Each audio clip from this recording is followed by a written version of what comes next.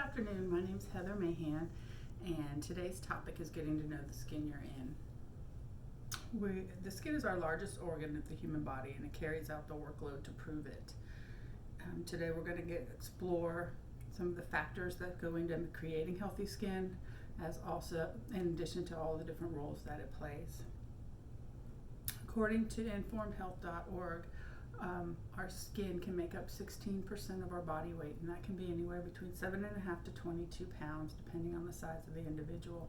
The average person has about 21 square feet of skin on their body, so that's a whole lot of real estate. You think about 21 square feet, that's a lot of skin, and we got to care for it properly because it's got to hold us together as long as we're walking this earth.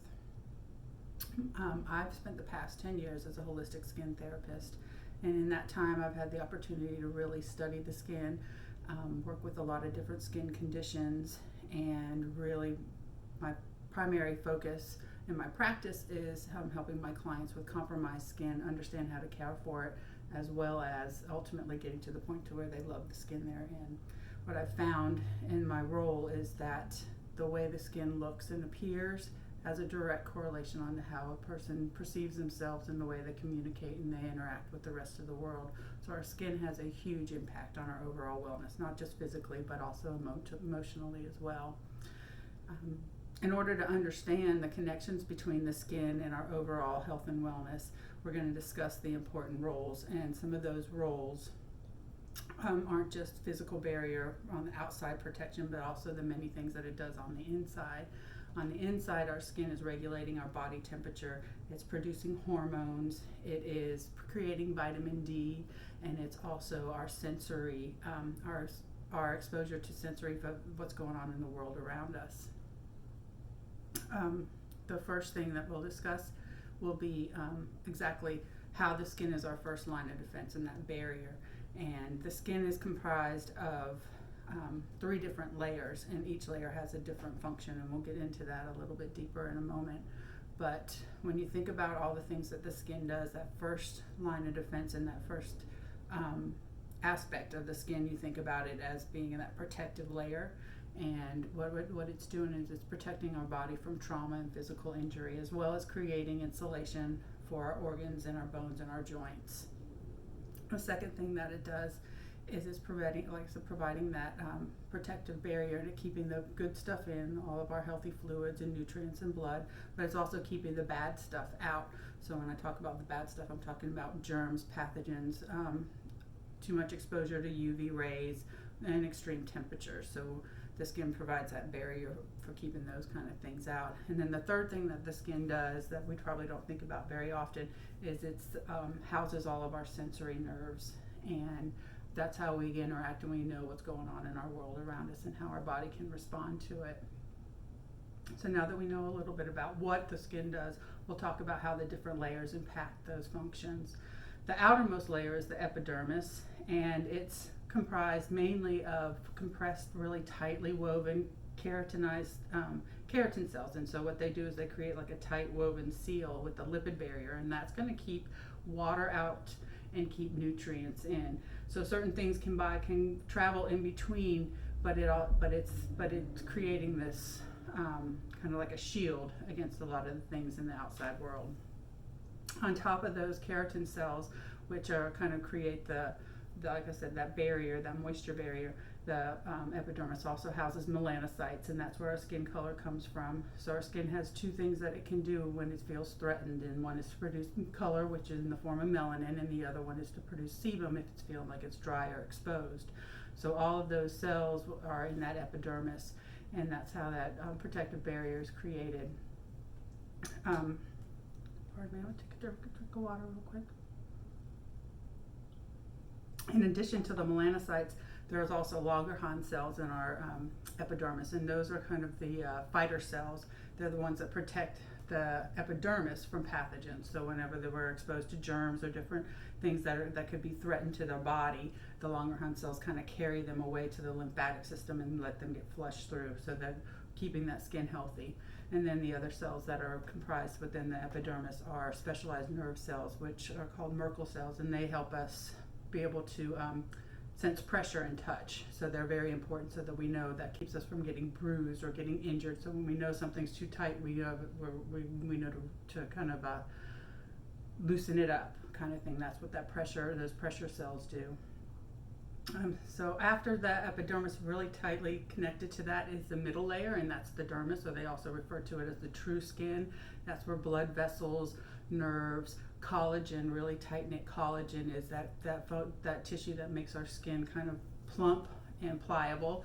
It also gives us that opportunity to be stretchy, and when your collagen is healthy, that's what keeps your skin looking nice and young.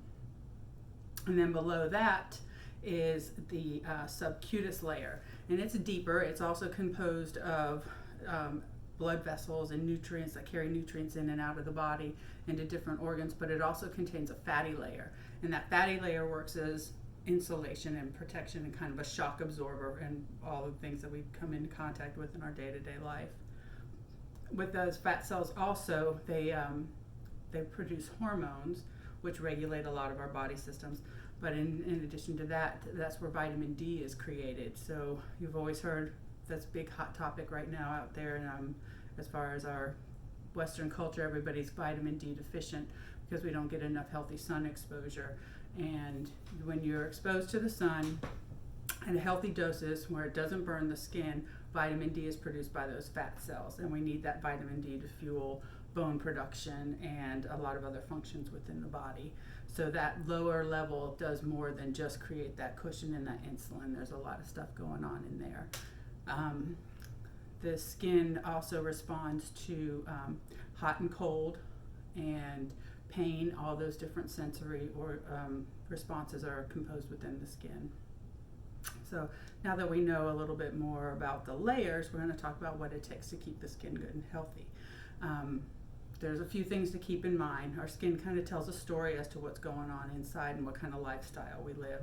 So if you don't get enough rest, your skin's going to reflect that, and you're going to have a tired looking, sallow look to your skin. If you're overstressed, that's going to age the skin a lot quicker. You're also going to start to see that when our body functions under stress, there's breakdown within the collagen, and the cells don't turn over as fast and as quickly, so it slows that process down, so you have that kind of fatigued, tired look as well. Stressed skin definitely isn't healthy skin. It can also cause breakouts. So there's a lot of factors that come into keeping that stress level under control. And then the third most important thing is a healthy diet, and keeping that diet in check. Plenty of water is going to help keep the fluid levels within the skin healthy. It helps to keep the skin nice and pliable and flexible. And then a diet rich in clean proteins, good carbohydrates, and limiting your sugar intake, but also making sure that you have plenty of antioxidants. Those are going to keep your skin functioning at the optimum level. And so in addition to that, taking good care of your skin from the outside, you want to make sure that you are providing it, like with typical TLC, which is going to be gentle washing and using warm water, not hot showers, because hot showers and harsh chemical soaps can really break down that protective barrier. You also want to make sure that you are limiting your exposure to the sun. You want to make sure you're getting those early morning sun exposure, but not being out there unprotected all day long. And then also smoking and alcohol consumption can really deplete the skin of essential oxygen, so it'll definitely show the impact in the skin, and you'll start to get, it can maybe sometimes change the way the color of the skin if it's not getting enough oxygen. So when we feed our skin from the inside as well as from the outside, it's going to function optimally and is going to hold us all together. According to the Journal of Alternative and Complementary Medicine, it says that the body's largest organ has an impact on the way we feel and we see ourselves in the world. And it's most of that comes from the way that the skin looks, not so much how it feels and how it's functioning, but how it looks. And the healthy lifestyle is going to be reflective in a healthy skin tone and the way that the skin presents itself.